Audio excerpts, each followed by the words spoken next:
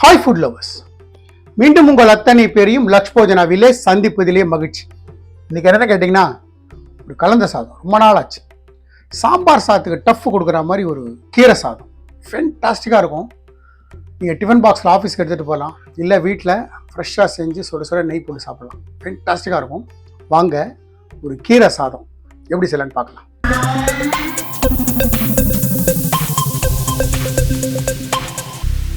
என் கையில் சிகப்பு தண்டிக்கீரை, நீங்கள் எந்த தண்டிக்கீரைனா வாங்கலாம், எந்த கீரை வேணால் வச்சுக்கலாம். நான் சிகப்பு தண்டிக்கீரை எடுத்திருக்கேன். இது ஒரு கட்டில் 2 பிடிச்சபடி எடுத்துட்டுருக்கேன். நல்லா வாஷ் பண்ணி க்ளீன் பண்ணி வச்சுருக்கிற 2 கைப்பிடி தண்டிக்கீரை என்கிட்ட ரெடியாக இருக்குது. இப்போ நான் அரை ஆழாக்கு, அதாவது 100 கிராம் அரிசி, 100 கிராம் துவரம்பருப்பு, ஸோ ஒரு ஆழாக்கு. ஸோ ஒரு ஆழாக்கு துவரம்பருப்பையும் அரிசியும், பச்சை அரிசியும் நல்லா களைஞ்சிட்டு கிட்டத்தட்ட ஒரு 40 மினிட்ஸாக ஊற வச்சுருக்கேன். ஊறின்னு இருக்கிற அரிசி என்கிட்ட தயாராக இருக்குது. அரிசியும் பருப்பும் நல்லா ஊறி இருக்கு. ஸோ இந்த ஸ்டேஜில் இந்த கீரை இருக்குல்ல, கீரையை இதில் சேர்த்துறேங்க.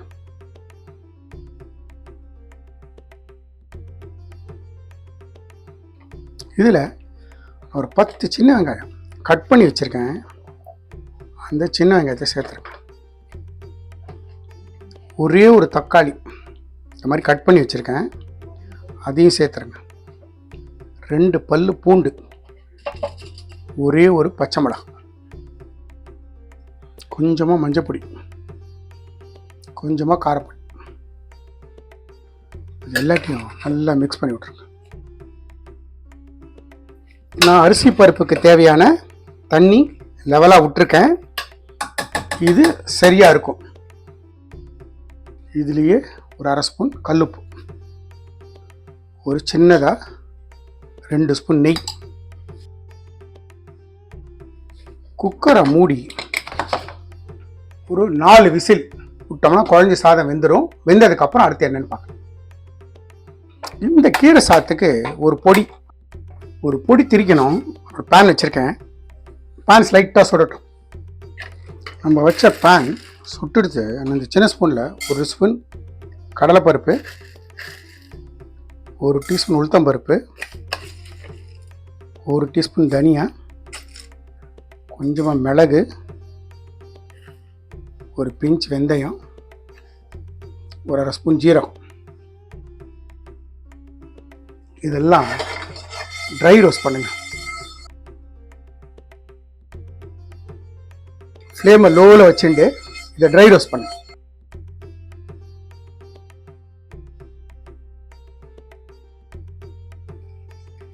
இதில் ஒரே ஒரு காஞ்ச மிளகாய்,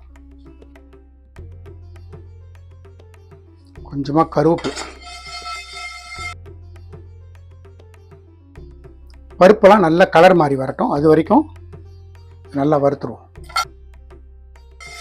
நம்மளோட பருப்பு நல்லா கலர் மாறிட்டு வருது. இந்த ஸ்டேஜில் துருவின தேங்காய் வச்சுருக்கேன். அது 1-2 டீஸ்பூன் தேங்காய் சேர்த்துருக்கேன். தேங்காயை சேர்த்துட்டு ஸ்டவ் ஆஃப் பண்ணிட்டேங்க. இதுலேயே ஸ்லைட்டாக தேங்காயை வறுத்துருங்க. ஸ்லைட்டாக இந்த தேங்காயில் இருக்கிற மாய்ஸ்சர் போகட்டும். இப்போது இது அப்படியே ஒரு தட்டுக்கு மாற்றிடுங்க. இது இப்போ ஒரு நல்ல ரூம் டெம்பரேச்சர் வரட்டும். வந்ததுக்கப்புறம் ஃபைனாக ஒரு பொடியாக திரிச்சுப்போம். நம்மளோட குக்கர் 4 சவுண்டு வந்துடுது. நான் ஸ்டவ் ஆஃப் பண்ணிட்டேன். கம்ப்ளீட்டாக ஸ்டீம் அடங்கட்டும். அடங்கினதுக்கப்புறம் பார்க்கலாம். நம்ம அந்த கீரை சாதத்துக்கு வறுத்த பொடி ரூம் டெம்பரேச்சர் வந்துடுது. மிக்சர் ஜாரில் சேர்த்துக்கிறேன். இதை நல்ல கொரன்னு ஒரு பொடியை அரைச்சிட்டு உங்களோட குக்கர் கம்ப்ளீட்டாக ஸ்டீம் அடங்கிடுது. பார்த்தீங்களா? நல்லா கலரி கொடுத்துருங்க. நல்லா மசிஞ்சிடும்.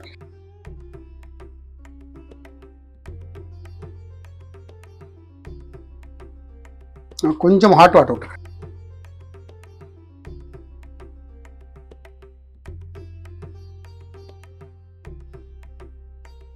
இந்த மாதிரி மைய மசிச்சுட்டு மறுபடியும் குக்கரை ஸ்டவ்வில் வைக்கிறேன். இந்த மாதிரி பொடியாக திரிச்சிட்டு தட்டுக்கு மாற்றிடுங்க. இந்த மாதிரி உதிர் உதிராக பொடியாக திரிச்சிக்கணும். ஸ்டவ் பற்ற வச்சு இதோட கீரையை நல்லா அப்படி கரைஞ்சி வச்சுருக்கேன். கரைச்ச புளி தண்ணி வச்சுருக்கேன். இது வந்து ஒரு 20 கிராம் இருக்கும். 30 கிராம் திக்கான புளி. இதுலேயே கொஞ்சமாக பெருங்காயத்தூள் சேர்த்துட்டு அதை கலந்து விட்டுருக்கேன்.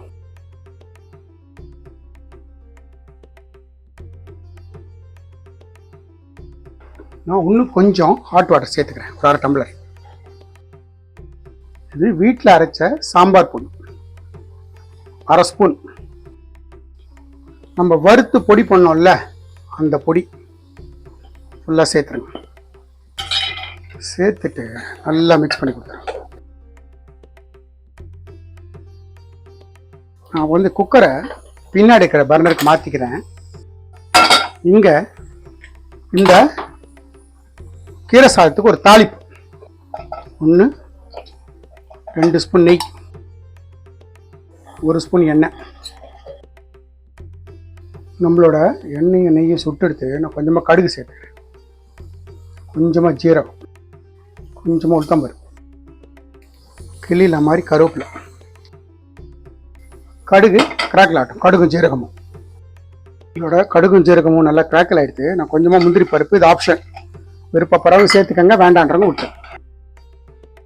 நம்மளோட கடுகு முந்திரி பருப்பு எல்லாம் நல்லா செவக்க வறுபட்டு எடுத்து நம்மளோட தாளிப்பு இருக்குல்ல, தாளிப்பு சேர்த்து நல்லா இப்படி கலந்து விட்டுருங்க. கீரை சாதம் பார்த்தீங்கன்னா ஃபென்டாஸ்டிக்காக தயாராகிடுது. ஜஸ்ட்டு ஒரு கொதி வரட்டும். வந்த உடனே நம்ம ஸ்டவ் ஆஃப் பண்ணிட்டோம். டேஸ்ட் பண்ணி பார்த்தேன், எனக்கு ஒரு உப்பு தேவைப்படுது, உப்பு சேர்த்துக்கிறேன். நம்மளோட சிகப்பு தண்டிக்கீரை சாதம் தயார். இறக்கிறதுக்கு முன்னாடி ஃபைனாக சாப் பண்ண கொத்தமல்லி தூவிட்டு ஸ்டவ் ஆஃப் பண்ணிடலாம். நம்மளோட சிகப்பு கீரை வச்சு செஞ்ச ஒரு சாதம் சாம்பார் சாதம் மாதிரியே இருக்கும். ஃபென்டாஸ்டிக்காக இருக்கும். செஞ்சு பாருங்க ஒரு வாட்டி. இந்த கன்சிஸ்டன்சி சரியாக இருக்கும். ஆற கெட்டிப்பட்டு சாம்பார் சாதத்துக்கே டஃப் கொடுக்குற அளவுக்கு ஒரு கீரை பாத்.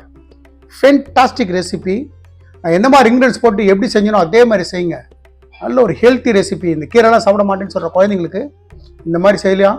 ஸ்கூலுக்கு குழந்தைங்களுக்கு டிஃபன் பாக்ஸில் கொடுத்து அனுப்பலாம். ஆஃபீஸ் கோய்ஸ் ப்ரிப்பேர் பண்ணி ஆஃபீஸ்க்கு எடுத்துகிட்டு போகலாம்.